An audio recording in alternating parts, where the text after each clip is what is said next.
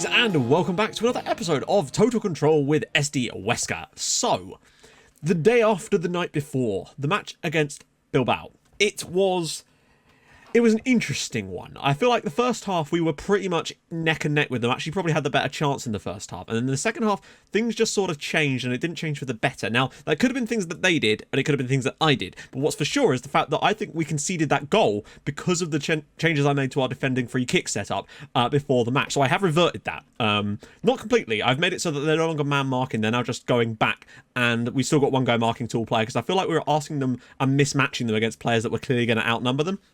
So just looking at how things went here, we weren't too bad still, but you can see there was a lack of possession in that central part of the field, which is interesting considering the fact that that place was basically vacated. We were having we were getting the ball much higher up, getting it in decent positions, to be perfectly honest, and actually completing a decent number of passes, but you can see that we weren't quite getting as close to their area and completing as many passes in their area as we did before. However, what I would say is that we still managed to get into their penalty area a decent number of times, and there actually wasn't a great deal of defensive downsides in terms of, from a defensive standpoint, we weren't that bad. When you actually look at how Bilbao did, they didn't really get that close to our area at all. We kind of limited them for the most part. Most of their shots were, well, I mean, we can have a look at them, can't we? They didn't get down into the wide areas, which is what I wanted, but they did get some shots that we were forced to have saved. But most of them, I think, were probably Aduri's headers. We limited them to virtually nothing. But you don't always get that, and you still have to create stuff yourself in order for that. That could have easily been a 0-0 draw, and that would have been great, but you don't always get that, and we need to make sure that we've got to offer something ourselves. And I actually think we were okay. We created an opportunity in the match which Gallego couldn't put in the back of the net. I just don't think our style of play suited Gallego in this game. Juanpi lost possession more than anyone else and didn't win it back. So these are the real danger ones. We scored none of our goals from inside the penalty area. So we actually had some good opportunities inside the box which we didn't take. And that says more about us from an attacking side than it does from a defensive side. Long range shots, we scored none of those. And finally, none of our 25 touches in the opponent's penalty area became goals.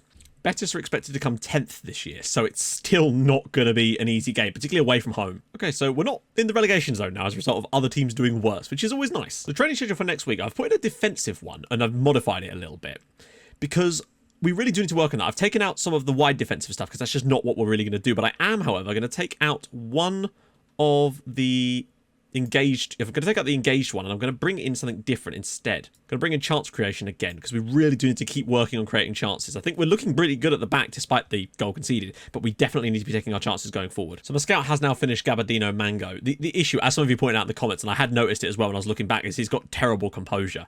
He's a pacey man, but he's got woeful composure. But it would depend on how much he could cost us, because he wouldn't count as non-EU. Let's try and offer them 20k. 115k they want. That's actually quite a lot. I'm more interested in his outright pure pace. They'd probably settle for 70. They want 23 up front and then another 46 over the next over the next 3 years. I mean, it's a very, very low structured deal. It would mean we'd only pay 20k up front, but it's his wages I'm interested in. I know he has the terrible composure, but I think he could still cause trouble. They create a lot of chances, it would seem. But they look vulnerable to our system. Worst comes to worst, I will just sign up Nilmar. £3,600 a week. Minimum release clause. I mean, honestly, I'd happily drop that down to like 400 probably, because it would be more than we paid for him for the most part. 2,400 perhaps? Okay, he's accepting it. I know it's a little bit of a risk, but I feel like we've got the money available right now, and I just want to try something with a player that's just got outright pace. Like, he's got decent striking ability other than the composure. And we also can't ignore the fact that the lad is called Mango, and that alone is worth at least an extra 3 goals a season. They found nothing new, and more over than that, it's the fact that we've just, we don't know any more about these guys, and we haven't got time to figure it out. So I think I'm going to sign Nilmar up to a contract. It'd be a rotation option on a 1-year deal. So again, I can put a slightly lower release clause of maybe like 2.5 million on it. The landmark goal bonuses I'm all right with, because it'll encourage him to play well, but we want to be giving him way less money than that. Let's see. Ooh, oof. Okay. It's taking it down a little bit, but I feel like he could be a worthwhile player for a season. One thing that is a bonus is we've not had any offers for any of our players this summer, which it could be both good and bad, I suppose, because it shows that we might not have what they want. So Mango will join us. It's not ideal, but I just thought it was worth a punt on some of these types of players. Plus, I've never signed a player from the Sudanese league before. That, I think, is bloody awesome. Is it Sudanese? Felt like it was the South African league, but he is a Sudanese player. And Nilmar too on a rotation contract. So Mango has now joined us. We'll register both of these. I'm going to unregister Yangel Herrera and bring him in because there's no point in putting him in the team if he can't play for another 6 weeks. I think Nilmar could be a decent player for us. Yeah, the scouting wasn't particularly fruitful this summer. Something I'm going to have to get used to is how to get more out of my scouts, because I think we maybe limited them a little bit too much with the types of players they're after. That and our transfer budget was minuscule, so it really limited what we were able to find. Training. Again, Luisinho, really... Let me guess. I'm not prepared to go over this again. Oh, okay. Finally, he's got his act together a little bit. Still been training appallingly, but what I would say is there's a lot more positives in the training setup. Like, there's a lot more 7s and above. And Insua, again, has been an excellent trainer, and I think he deserves game time just from his pure good training performances. And obviously he's going to get game time anyway. And that also makes me think that perhaps Acapo should be starting ahead of Miramon because he's putting in the effort in training, to be honest. So Kyle Walker-Peters is willing to come on loan on 10 grand a week and play on that right-hand side to give us more backup in that area. And I'm tempted. There's 15 minutes left of the window. We might be able to get this loan signing over the line because we've got some wage budget left. And I wouldn't mind just strengthening if we can. Okay, we've also got remove the loan cannot be terminated clause too. And Man United are willing to let us have Tahi Chong for the season as well. If we could get 2 more loan signings done, and he can play all across the middle on both wings as well as an inside forward. If we get both of these signings done in the last 15 minutes of the window, I'd be very pleased with that. Somehow he's passed his medical. I don't know how that would be possible in 15 minutes, but apparently we've been able to pick up both of these guys on the final day of the window. They were just suddenly available at the very end. Let's see how they fit in as far as players go. Tahir Chong, now that we've got him, I think he makes a really sensible backup on that right-hand side with Hwampi. Lots of options. He's tall, he's fast, he's got decent-ish finishing. He's not great, but it's definitely an option. Okay, so I've had to move a couple of things around and unregister a couple of players that I don't think were going to play for us. They're on loan anyway. There's a centre-back that's like our 5th choice who's on loan, and there's an attacking midfielder, Moy Gomez, who is not going to play because he's just not in the right position. I think Walker-Peters is a really decent signing for us. I think he could slot straight in at that right-back spot. He's got decent attacking and defensive attributes. I think he could be a useful player for the season, considering we're not even paying that much of his wage. Well, we're paying half of his wages if he plays. I think he's solid. Just going to add in a couple of extra assignments just to allow the scouting pool to go and look at some of these competitions, mainly the younger ones. I don't see the point in the scouting things like the Nations League at this point, but we might find something in some of the underage tournaments. Just going to turn down our youth packages to basically nothing in the non-transfer window part because there's no point. We'll turn them back on in like December. They're the favourites. No surprises there. Same kind of odds as the last game. Okay, so we're going to unveil our new players. Delighted to welcome them to the club. Yeah, I hope he can make a big contribution, but I'm not going to like over the top big him up because yeah, he's going to adapt. I mean, we've signed him for a reason. I have great respect for him. Let's try and build a relationship. So Gabardino Mango really did like that, which is nice. Oh, you got to be joking. Nilmar's picked up an injury in training the day before the bloody match, so he's going to miss the Betis game. Although we could... Actually, no, we're going to do injections for him to get through this because we've got the international break after this, I think. So if we can get him through this game, because I do want to start him against Betis, so we're going to give him injections. That'll give him a chance to get over his injury the other side of the international break. I think that's quite important here because we need him. Point is, we're still not in the relegation zone as things stand. We're in 16th. Squad dynamics. The dressing room atmosphere is, yeah, it's still a bit iffy at the moment. Herrera is bringing his habilitation phase. Blah. Okay, pre-match briefing. Let's see. Come on. Go on. Give me what you want. You know you want to. Oh, very little reaction. What are you talking about? One you're familiar with. Right, the squad agree with me on that one. That's nice to see. Are the ones highlighted in blue, like, more important? Okay. So why are they highlighted in blue then? Is there a reason for that? So the squad do not agree with the emphasis on distribute to the fullback. To be honest, I kind of agree with that as well. But I think defending narrower is something we definitely are going to try and do. Lots of matches chosen for television coverage. Hernandez resumes full training. Good God. Hernandez not of... How has he passed a fitness test? He's got 35% match sharpness. Come on. Right, Betis. We are away from home. We are obviously the outsiders for this game, but I think this might allow us to play a bit more our natural style on, in all honesty. So, what do we want to do? I want to start Nilmar up front for us today, even though with his injections and whatnot, just to see if that works a bit better. Neither of these two really covered themselves in glory in the last game, but I think I might start Luisinho today.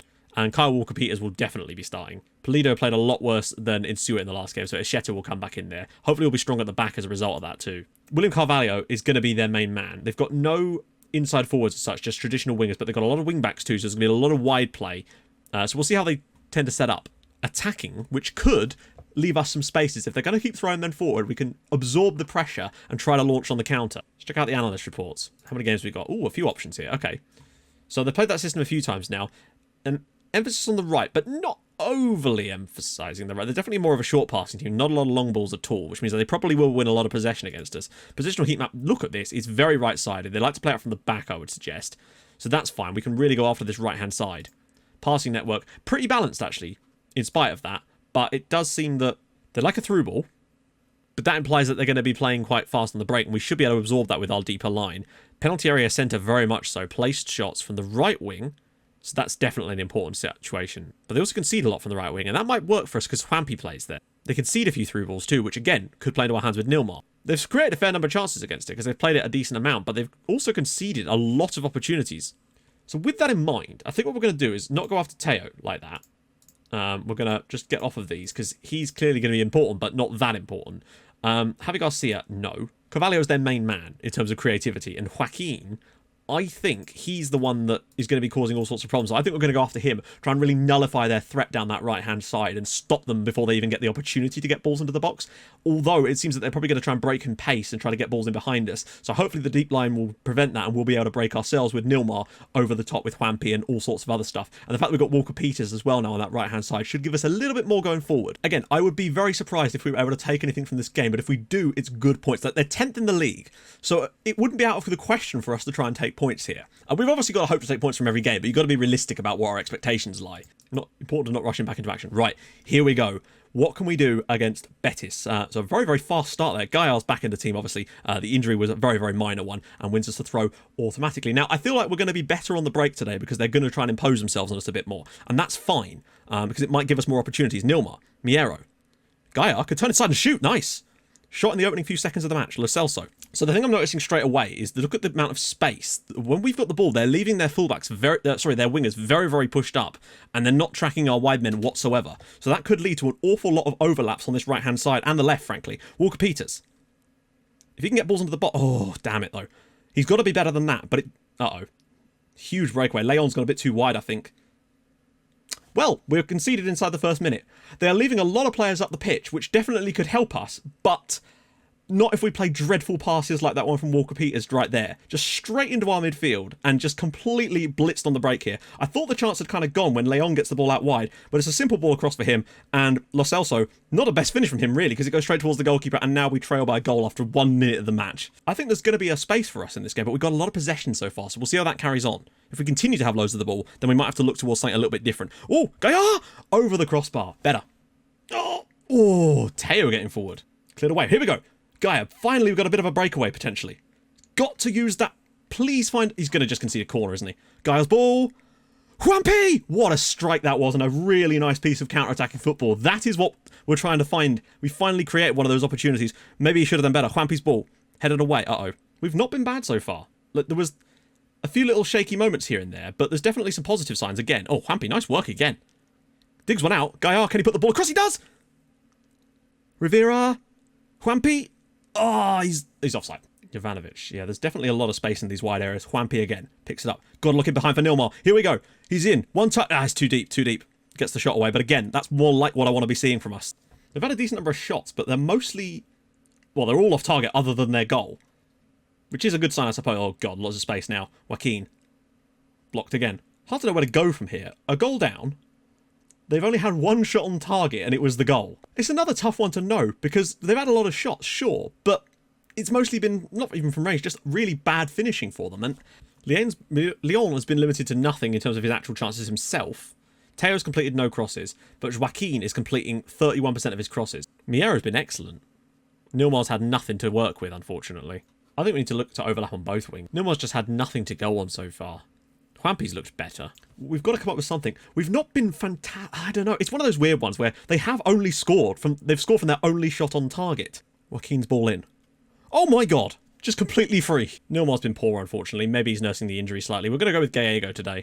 Gallego. Okay, here we go. Men slowly getting forward for him. He could maybe find ball through here. Oh, he's gone for goal. And it looks like it's going to be another 1-0 defeat, probably. Which is frustrating because we're only losing by the odd goal. But if we were just capable of scoring a goal, we'd be getting some points from these games, but we haven't looked likely at all today. 30 seconds to go, and Nout is going to happen, is it? Chong's got a bit of pace to get in behind them, maybe, but Gallego isn't even making a run for him. Oh, rough it on the side, maybe. Oh, goes for Chong. Go on. No. That's a corner to us with 10 seconds to go. But they won't even let us take it. Luisinho, ball in. Oh, dearie me. What a waste. Echeta, just whip that ball in. Somebody. Gaillar. And that'll do. A 1-0 defeat to Betis. We're limiting teams to not a lot of shots on target, but if we can't do anything ourselves, then it's really going to be an uphill struggle for us this season. That is very much We've had 2 shots on target in 2 matches. It's not good enough, is it? We've got a lot of work to do. Hopefully we'll get a game that we can just win or something. But at least we're keeping the score lines down, I suppose. It's not ideal, is it? Anyway, 2 1-0 defeats to start off the season. Very much the antithesis of what ideal would be. We've got a bit of a break for the international stuff, and then we're going to come back in the next episode for a double one. We're going to do Oviedo and Celta Vigo. The cup match will probably rest a few players out for that, I don't know. Try to just work on some stuff over that period and try to find a way to get some confidence in the attacking side of the game, because at the moment it is not really there, but at least we don't look too bad defensively, but we're not able to impose ourselves at the moment. Anyway, if you've enjoyed it, in spite of that, drop a like, that'd be gorgeous, and if you're new to the channel, subscribe, and I'll see you guys soon. Thank you so much for watching, bye bye.